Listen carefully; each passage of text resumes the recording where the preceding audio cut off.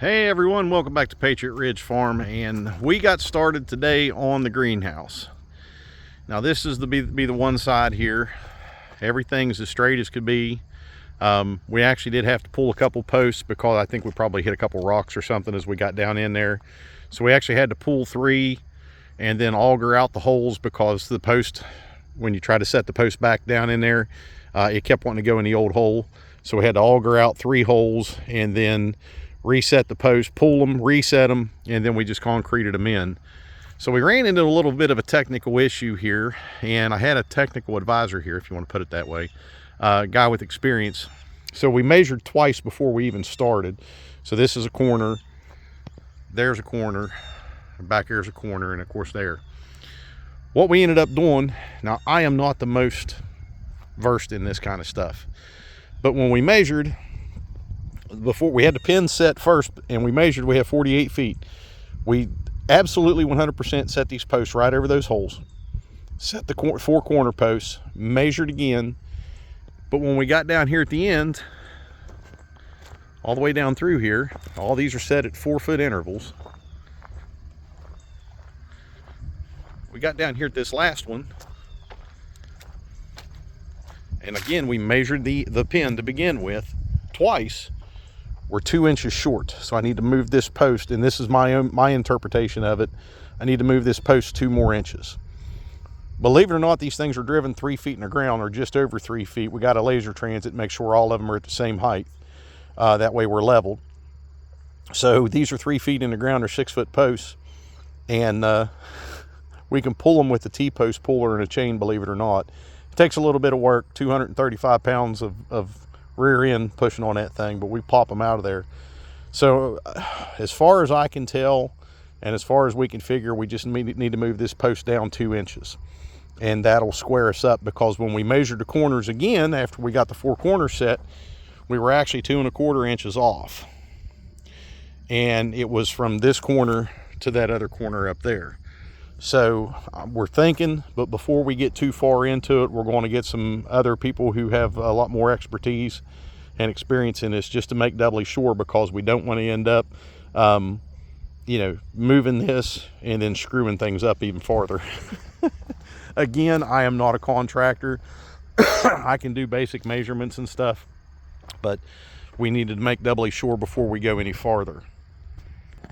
All right, so for those of you who are expecting a tax return this year, and if you have a farm, I'm going to tell you, get on freaking Amazon and get you one of these. This is a post driver. It's a 4-cycle Honda engine on it. It's made by Rhino. This little thing is a beast.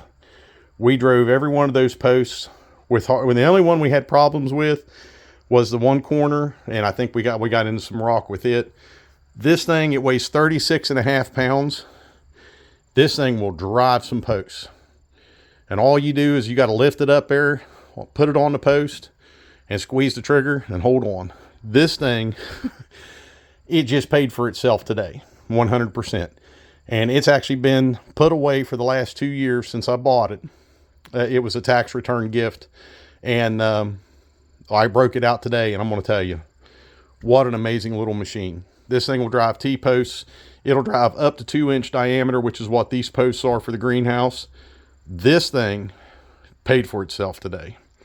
So, a very simple operation. Barely even pull on it, and it starts right up.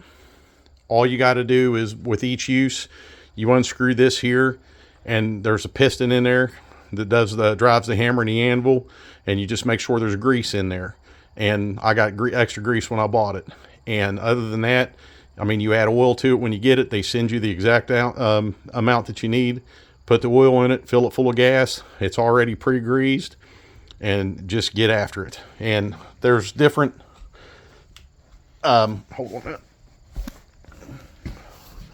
So this is a chuck.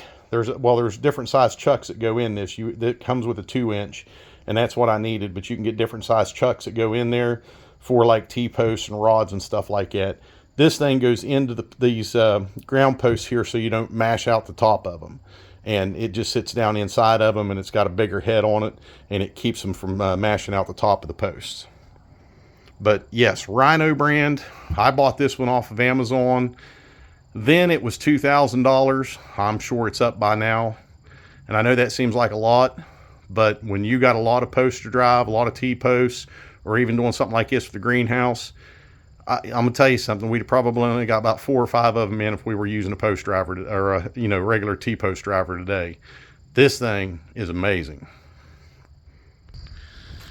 All right, so at least we got started on it. We got the 4 corners set, but like I said, I may have to move that far one right there, move it back 2 inches, and we'll make doubly sure we're doing what we need to do, and we'll go from there. Well, like I said, we used our laser transit, make sure all the posts are level at the top all the way across, and then we got to come up this side, and then we'll have the end walls, which is metal tubing to build.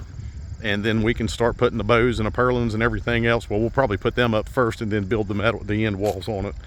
And so it's not going to be something we're going to get done in a very short period of time, but we've definitely made progress today, and that's the plus side of it. But again, we're just waiting on the more experienced technical advice to make sure we're doing what we're doing here, because you got a little bit of leeway with these greenhouses.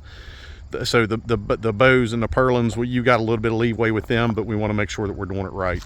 So I'll keep you guys up on this, and man, I hope I ain't got to pull these things. It's not terrible, but it's a lot more involved, and then you got to really, if you only got to move a ½ an inch, it's a pain in the butt, because you got to try to get it without going back in the same hole. And unfortunately, that's what we ran into with these, which is why we had to auger them out and then set the concrete. So, all right, that's going to be it. I got more stuff to do today. I took the day off work to get this done. So I'll keep you guys updated, and we'll see you on the next one. Stay prepared, stay free. God bless y'all.